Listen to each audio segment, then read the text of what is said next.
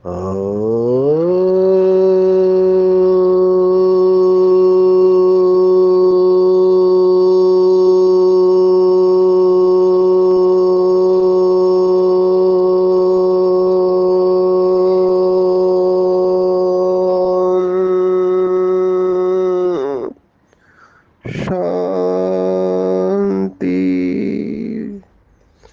आज 17 अगस्त 2024 भारत में शनिवार है।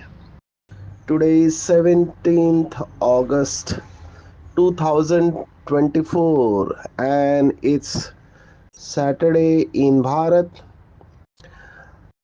आज की मुरली का जादुई रहस्य स्वयं को प्रेरणा देने के लिए Magical secrets of today's Murli for motivating the self। आज की पूरी मुरली दो शब्दों के ऊपर है, विनाशी और अविनाशी। बाबा हमको विनाशी से निकाल अविनाशी की तरफ लेके जा रहा है। औ के ऊपर बहुत सारे शब्द है। हमने श्रीमद् भगवत गीता स्टडी ग्रुप में देखा 10वां अध्याय परमात्मा की विभूति बताई है और उसमें आकार जिसको बाबा अलिफ कहता है या जिसको ग्रीक एंड लैटिन में अल्फा कहा गया, अल्फा अलिफ आकार, ये परमात्मा के प्रतीक है। तो इस अ शब्द से बहुत सारे ऐसे श्रेष्ठ शब्द हैं जिससे कि पुरुषार्थ बहुत अच्छा हो सकता है। ये अभ्यास हमने किया है, इसलिए आपको बताने वाले आज बाबा ने विनाशी और अविनाशी का फर्क बताया और दुख का कारण बताया कि विनाशी से प्यार और सुख का आधार अविनाशी से प्यार। तो इसकी गहराई में हम जाएंगे। बहुत सारे आज की मुरली में टेक होम है, लेकिन ये क्रक्स है क्योंकि इसका आधार डायरेक्ट सतयुग के साथ है। कलयुग का कॉन्शसनेस और सतयुग का कॉन्शसनेस, कलयुग की चेतना और सतयुग की चेतना यही है। बाबा ने कहा यहाँ सब रोते हैं, वहाँ कोई भी रोता नहीं है। यहाँ मोहवश पागल हो जाते हैं, वहाँ मोह जीत होते हैं।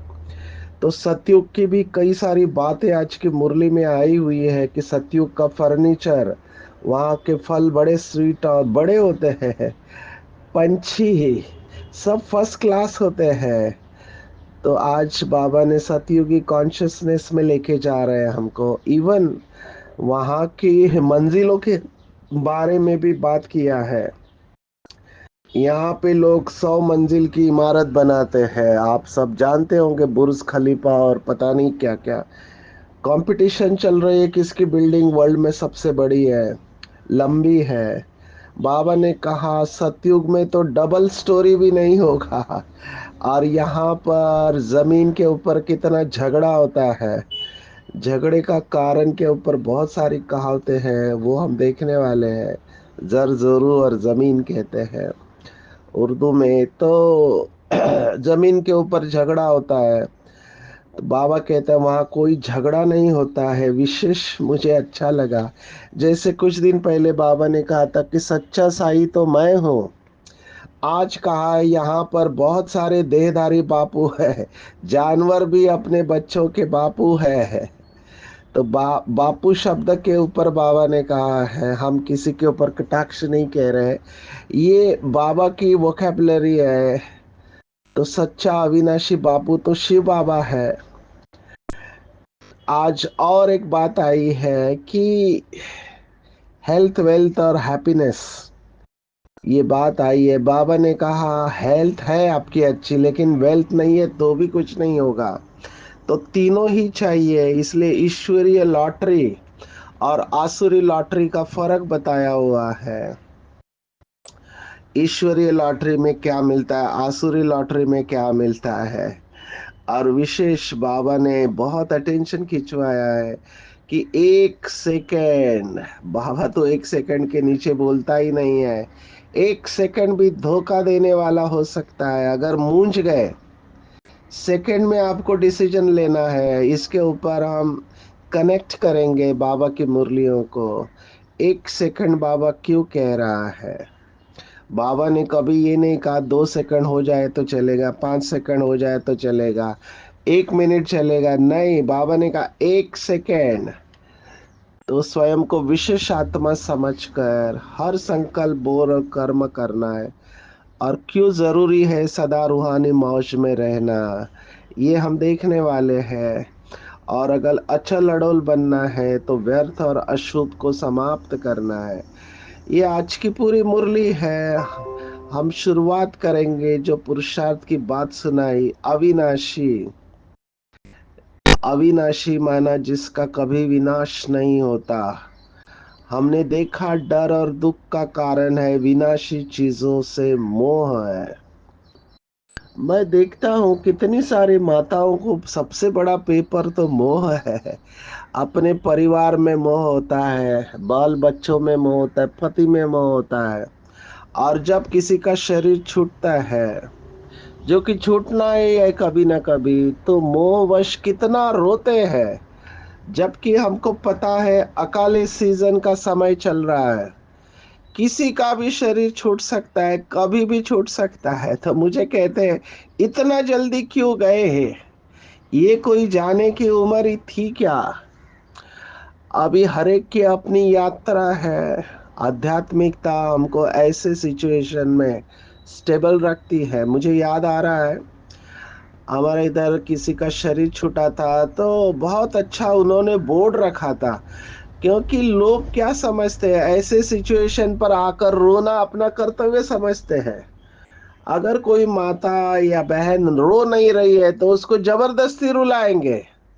अगर रो नहीं रहेंगे तो समझेंगे कि इसको प्यार नहीं था, इसलिए शायद रो नहीं रहे। तो रोना माना श्रेष्ठ समझते हैं।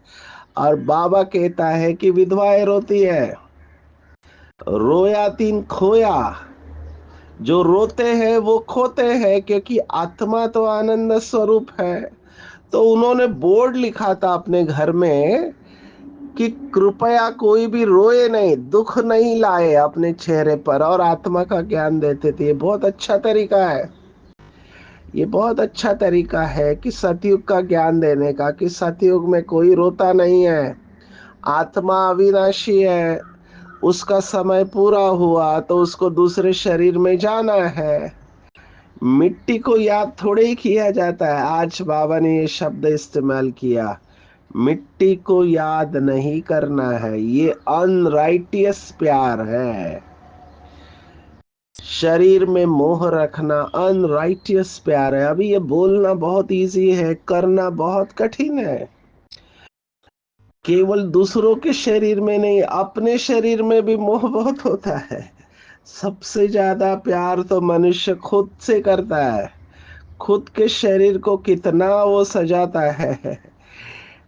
एक बार हमने एडवर्टाइज में पढ़ा था, ये कार्टूनिस्ट होते हैं, बहुत अच्छा लिखते हैं। तो एक मॉडल जिसने अपने शरीर को सुंदर बनाने के लिए करोड़ों रुपया खर्चा किया, और जब वो गुरु के पास जाती है कि तो वो गुरु कहता है कि तुम शरीर ही नहीं हो, तुम तो आत्मा हो। तो वो सोच पड़ती है कि इतना खर्चा किया शरीर को सुंदर दिखने के लिए। तो अनराइटियस प्यार या मोह नहीं रखना है। पूरी भगवत गीता इस मोह रूपी विकार को दूर करने के लिए ही है। मुझे अभी किसी ने प्रश्न पूछा कि कोई बदलना ही नहीं चाहता है तो क्या करे? जवाब बहुत सिंपल है, नष्ट मोआ बन जाओ। आप क्यों बदलना चाहते हो दूसरे को? आप नष्ट मोआ बन जाओ। वो आत्मा अपना डिसीजन ले चुकी है। डिसीजन हर आत्मा को अपना लेना है। वो स्वयं उत्तराधिकारी है अपने कर्मों का। तो शुभ भावना रख के उसको अपनी जर्नी तय कर देनी चाहिए, किसी के पीछे नहीं पड़ना चाहिए। बाबा तो जनरल सबके लिए कहता है, अभी जिसको जो उठाना है वो उठाए। ये प्रश्न क्यों आया है आप समझ सकते हैं। हम कुछ लोगों को बदलने की कोशिश करते हैं और फिर दुखी होते हैं कि वो बदल नहीं रहे। हमको अपनी एनर्जी को बचा के रखना है, मोह रखना ही नहीं है। अगर मोह रखा तो दुखी हो जाएंगे। अपना कर्तव्य जरूर निभाना है। अर्जुन इसके वजह से ही गलित गात्र हो गया था। पूरी भगवत गीता मोह को दूर करने के लिए है। अर्जुन शक्तिशाली योद्धा था, लेकिन जैसे ही अपने स्वजनों को देखा, उसके अंदर मोह उत्पन्न हो गया और वो प्रज्ञावाद करने लगा। प्रज्ञावादांश भाषा से ऐसे शब्द आता है। वो सिद्ध करने लगा कि क्यों वो युद्ध नहीं करना चाहता है, क्योंकि उसके काका चाचा मामा है और उनको मारने के बजाय भीख मांगकर जीना अच्छा है, और बड़े बड़े कारण देने लगा। ऐसे ही यहाँ पर भी होता है। बाबा श्रीमत सुना रहा है और श्रीमत पर नहीं चलने के बहुत सारे कारण बाबा के बच्चे बताते हैं। उसके बैकग्राउंड में मोह होता है, वो पता नहीं चलता है। अपनी कमजोरी दिखाई नहीं देती है, तो बाद में दुख होने वाला है। इस बात को बहुत अच्छी तरह से समझे। अगर आप गहराई से चिंतन करेंगे तो पता चलेगा कि जब भी हमको दुख होता है, उस दुख के जड़ में मोह ही होता है। Attachment is the root cause of suffering. अभी अटैचमेंट केवल शरीरों में नहीं होता है, अटैचमेंट अपने विचारों में भी होता है। लोग अपने विचारों से भी अटैच हो जाते हैं, अपनी मान्यताओं से भी अटैच हो जाते हैं। जबकि सत्य माना फ्लेक्सिबल रहना चाहिए, किसी के पीछे नहीं पड़ना है, किसी के पीछे पड़ना नहीं चाहिए। अपना विचार देके साइड में हो जाना चाहिए, नहीं तो बहुत दुखी होने वाले हैं। आज की पूरी मुरली इसी के ऊपर है। तो चेक करना चाहिए आज दिन भर में कि मेरा किस में मोह है। मोह माना वो चीज खींच रही है, आपको खींच रही है। चीजों में और शरीरों में, दोनों को अलग शब्द है संस्कृत के। जब देहधारियों में मोह होता है तो उसको लगाव कहा गया है, और जब चीजों में होता है तो उसको आसक्ति कहा गया है।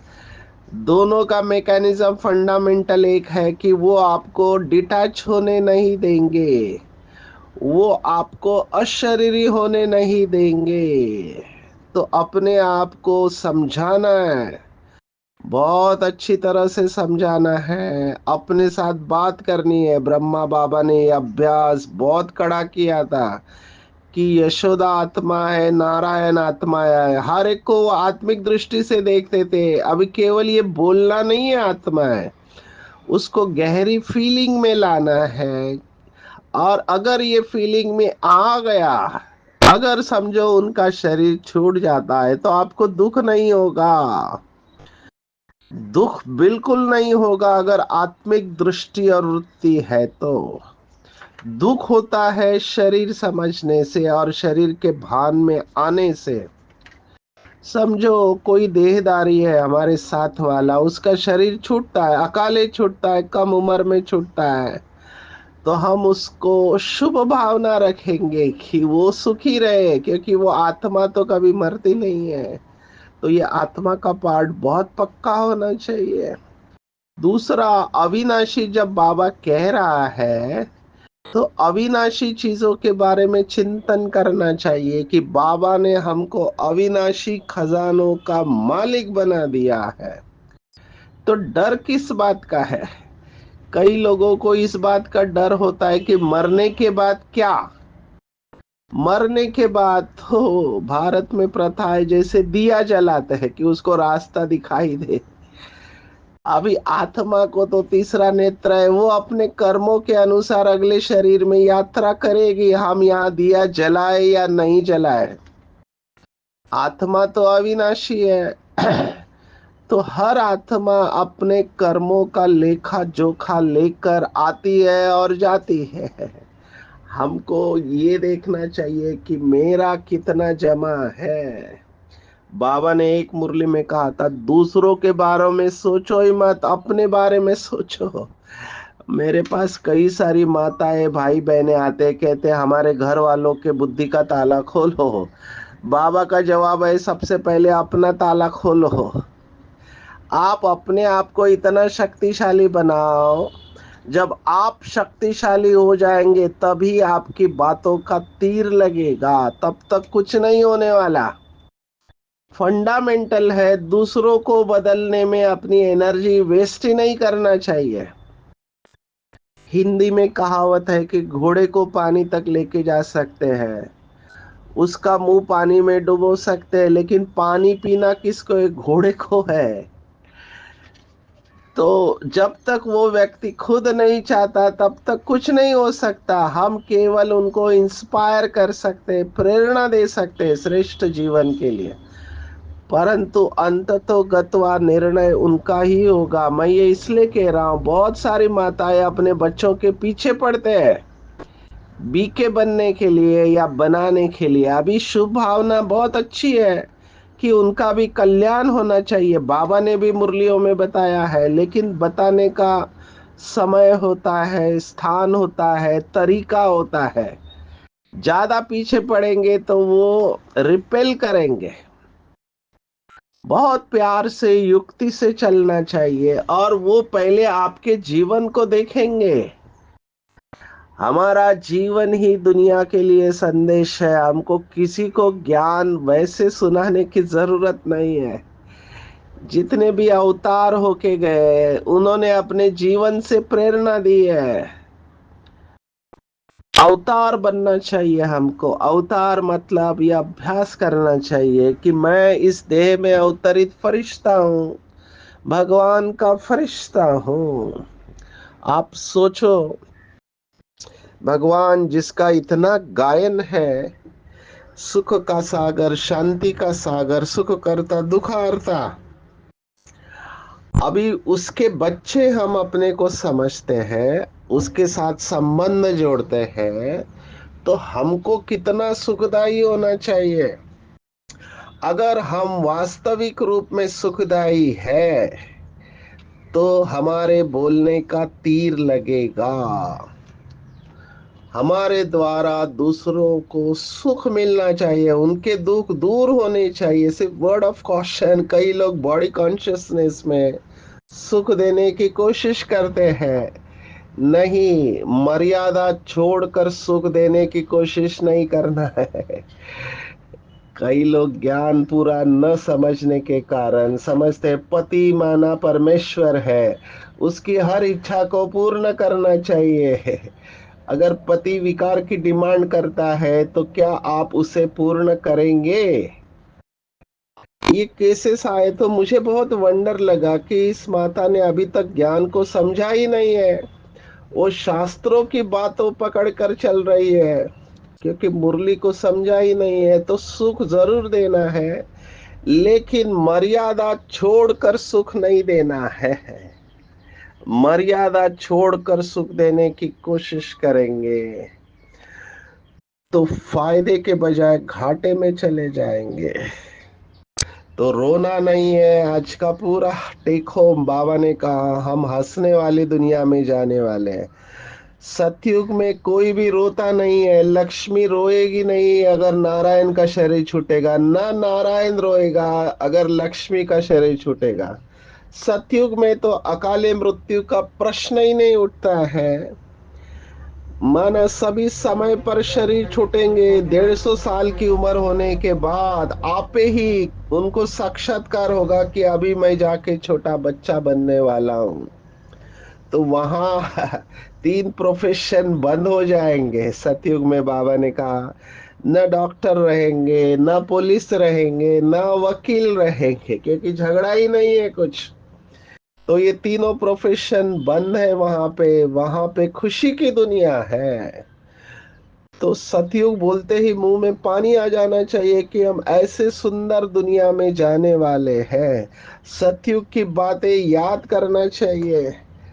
जहां जाते हैं जिस देश में, वहां का वेश धारण करना है हमको। अभी जाना है सतयुग वाया शांति धाम। पहले हम हॉल्ट लेंगे सूक्ष्म वतन में। तो फरिश्ता ब्राह्मण सो फरिश्ता, फरिश्ता सो देवता। तो सतयुग की बातें अपने चिंतन में लानी है। आज देखो बाबा ने कितनी बड़ी बात की। जब बाबा कह रहा है 100 मंजिलें, 100 मंजिलें वाले मकान वहां नहीं होंगे, नहीं तो कई समझेंगे टेक्नोलॉजी बहुत अच्छी है वहां पे तो 100 मंजिल खड़ी करे। नहीं, वहां ये सब जरूरत ही नहीं है, क्योंकि लोक संख्या ही नहीं है इतनी। अभी देखो मैं मुंबई से हूँ, मुंबई में छोटा सा आइलैंड है, एक्सपांड नहीं कर सकते। तो वर्टिकल जा रहे, माना आकाश में जा रहे। कितनी बड़ी बड़ी मंजिलें मुंबई में बन रही है, क्योंकि लोगों को रहने के लिए जगह नहीं है। लेकिन सतयुग में तो डबल स्टोरी भी नहीं होगा। तो थोड़ा चित्र अपने आंखों के सामने लाएंगे। बहुत सेंटर पर मैं जाता हूँ तो बहुत सुंदर सतयुग का नजारा चित्र लगा हुआ रहता है। अभी उस चित्र को देख देख कर हम उसमें खो जाते हैं। ये बहुत अच्छा अभ्यास है। जो भी बाबा के बच्चे अपने घर में सतयुग की ये पोस्टर्स जरूर लगाने चाहिए, ताकि आपको ये बार बार याद रहे। वो रिमाइंडर है कि अभी शरीर छोड़कर हम सतयुग में जाएंगे, वहां दुख ही नहीं होगा। तो वहां का अगर आप मकान देखेंगे तो एक ही मंजिला है, माना डबल स्टोरी भी नहीं है, बाबा कह रहा है। क्योंकि कहाँ अभी 800 करोड़ के ऊपर और कहाँ वहां 9 लाख। तो बहुत जमीन होगी। यहाँ तो जमीन के ऊपर भी झगड़ा होता है, बाबा ने आज कहा। और ये एक फैक्ट है। मैंने अभी क्या क्या देखे, गांव में जाता हूँ तो गांव में जमीन के ऊपर कितना झगड़ा करते हैं लोग। ये बड़े बड़े शहरों में भी जमीन के ऊपर कितना झगड़ा, एक दो को खत्म कर देते हैं। जमीन के ऊपर, प्रॉपर्टी के ऊपर ही झगड़ा है। अगर आप गहराई से सोचो तो महाभारत भी प्रॉपर्टी के ऊपर ही है। पांडवों ने रिक्वेस्ट किया दुर्योधन की कि हमको केवल 5 गांव दे दो, हम शांति से जीना चाहते हैं। तो दुर्योधन ने कहा कि सुई की नोक के ऊपर इतनी जगह भी आपको नहीं मिल सकती। अभी इसके ऊपर ही पूरा झगड़ा हो गया, प्रॉपर्टी के ऊपर, जमीन के ऊपर झगड़ा है। इसलिए कहावत आई है, जर जोरू और जमीन, ये 3 कारण है दुख के। इसको अलग अलग तरीके से कहा गया है। संस्कृत में कहते हैं कनक, कांता और कामिनी, यही दुख के कारण है। ऐसे बहुत सारी कहावतें हैं। कहने का बात भाव ये था कि जमीन के ऊपर झगड़ा होता है। जमीन डे बाय डे महंगी होती जा रही है। बाबा के कितने सेंटर कितने स्थान पर बन रहे हैं। कॉस्ट कितना है जमीन का। जमीन पहले खरीदी करो, फिर उसके ऊपर मकान खड़ा करो। डे बाय डे कॉस्ट बढ़ता जा रहा है। ये जमीन के ऊपर झगड़ा कितना होता है। तो सतयुग में ये सब नहीं होगा। सतयुग में और क्या होगा, तो सतयुग का फर्नीचर बहुत फर्स्ट क्लास होगा। तो जो भी बाबा के बच्चे कारपेंटर हैं, वो इसके ऊपर चिंतन करेंगे। विश्वकर्मा करके एक व्यक्ति का गायन है शास्त्रों में, जो कि महल बनाते हैं। तो विश्वकर्मा को ये स्किल्स है कि कैसे महल बनाते हैं, कैसे डिजाइन बनाएंगे, कैसे दीवार होगी। इसके ऊपर चिंतन तो चलता होगा कई लोगों का, क्योंकि वहां पर लाइट यहाँ के जैसे नहीं होंगी। बाबा ने कहा कि हीरे लगेंगे और हीरे लाइट को रिफ्लेक्ट करेंगे। तो ये सब कैसे होगा, ये फर्नीचर बनाने वाले जानते हैं, दीवार बनाने वाले जानते हैं। फल के बारे में भी बाबा ने कहा, बड़े शुभी रस बाबा ने इस्तेमाल किया है। बाबा ने मुरली में कहा था कि वहां पे खटास और मिठास के लिए जैसे यहाँ पर शक्कर या चीनी डालते हैं, वहां पर उस टेस्ट का फल होगा। अगर खटास चाहिए तो उसके लिए अलग फल है, यहाँ पर जैसे टमाटर इस्तेमाल करते हैं वहाँ पे जूस ही डालेंगे। और वहाँ पर बाबा ने कहा यहाँ तो आप पत्ते की सब्जी खाते हैं, वहाँ तो फूलों की सब्जी होगी, पत्ते नहीं। तो देखो इसके ऊपर भी चिंतन करना चाहिए। बाबा ने फिर उस मुरली में कहा था, ये 1980 की पहली मुरली है, 1980 की, आने वाली दुनिया कैसे होगी, ये भी एक बहुत अच्छा चिंतन है। बाबा ने कहा था कि वहां पे पंछी है, वो आपको सुबह उठाएंगे, और पंछी महल में प्रवेश नहीं करेंगे, कोई गंद नहीं करेगा, इतना लॉ एंड ऑर्डर में रहेंगे। तो आपको अलार्म लगाने की जरूरत नहीं है, वहां पे अलार्म लगा के नहीं उठेंगे, लेकिन पंछियों की आवाज आपको उठाएगी। मैं ये अनुभव करता हूँ डेली, यहाँ पर जहाँ पर हम रहते हैं गार्डन में पंछी है। आपको बहुत आश्चर्य लगेगा, सबसे पहला कौन सा पंछी आवाज करता है, तो कौवे आवाज करते हैं। 2 बजे कौवों का बोलना चालू हो जाता है। फिर 3:30 बजे दूसरे पंछी, छोटा पंछी है लेकिन बहुत मधुर आवाज निकलता है। तो सोचो कलयुग के अंत में ये पंछी ऐसे है, तो सतयुग में कितने सुंदर होंगे, इसके ऊपर चिंतन करेंगे। सतयुग के कॉन्शियसनेस में लेके जाना है। बाबा ने कहा वहां पर जैसे यहाँ पर रेस के घोड़ों का ध्यान रखते हैं, कुत्ते को साथ में सुलाते, बिल्ली को साथ में सुलाते, बाबा ने कहा ये धंधा सतयुग में नहीं होगा। मैंने तो देखा हुआ है, ये कुत्ते बिल्ली को रखने लगे घर पे, क्योंकि इंसान के ऊपर का ट्रस्ट खत्म हो गया है। ये कुत्ता बिल्ली इंसान से ज्यादा प्यार देते हैं, और अनकंडीशनल प्यार देते हैं। इसको पेट थेरेपी कहा गया है, पेट थेरेपी। तो बाबा ने कहा सतयुग में ये धंधा नहीं होगा, वहां सब लॉ एंड ऑर्डर पर होगा। हेल्थ वेल्थ और हैप्पीनेस के ऊपर भी चिंतन करेंगे। कलयुग है, अंतिम समय है, कोई ना कोई कारण बन के बीमारी आएगी। अभी मैं खुद डॉक्टर हूँ, अपने को खुद बचाने की कोशिश कर रहा हूँ, लेकिन कहीं ना कहीं से वायरस पकड़ ही लेता है। अभी 3 दिन से बुखार है, आवाज बदल गया है, लेकिन कोशिश कर रहे हैं कि रिकॉर्डिंग हो। तो ये हेल्थ को संभालना बहुत जरूरी है। हेल्थ अच्छी है तो वेल्थ भी आ जाएगी। अभी बाबा के बच्चों को क्या चाहिए, बाबा ने कहा दाल रोटी खाओ और प्रभु के गुण गाओ, ये भक्ति मार्ग की कहावत है। 2 अक्की रोटी तो बाबा जरूर खिलाएगा, तो जो है उसमें संतुष्ट रहे, ज्यादा ओवर एम्बिशियस नहीं बने, बाबा को याद करके अपने खजानों को बढ़ाए। ईश्वरीय लॉटरी हमको मिली हुई है, अविनाशी ज्ञान रत्नों को अपने बुद्धि में दौड़ाना चाहिए। अभी देखो रात को मेरे को सांस लेने को तकलीफ हो रही थी, तो नींद ही नहीं आ रही क्योंकि नाक बंद है। तो 1:30 बजे उठ के बैठ गए, ज्ञान का चिंतन करते करते 4:30 बज गए, पता ही नहीं चला। और बहुत सारी सुंदर प्रेरणाएं बाबा अमृत वेले को देता है, इसलिए अमृत वेला कभी भी मिस नहीं करना चाहिए। जैसे जैसे हम इस ज्ञान मार्ग में आगे बढ़ेंगे, हमको जैसे अनुभव होने लगेगा कि हम समय वेस्ट नहीं करेंगे, क्योंकि बाबा की याद में इतना सुख है। जिसने ये अनुभव कर लिया उसकी आंख कहीं पर भी डूब नहीं सकती है।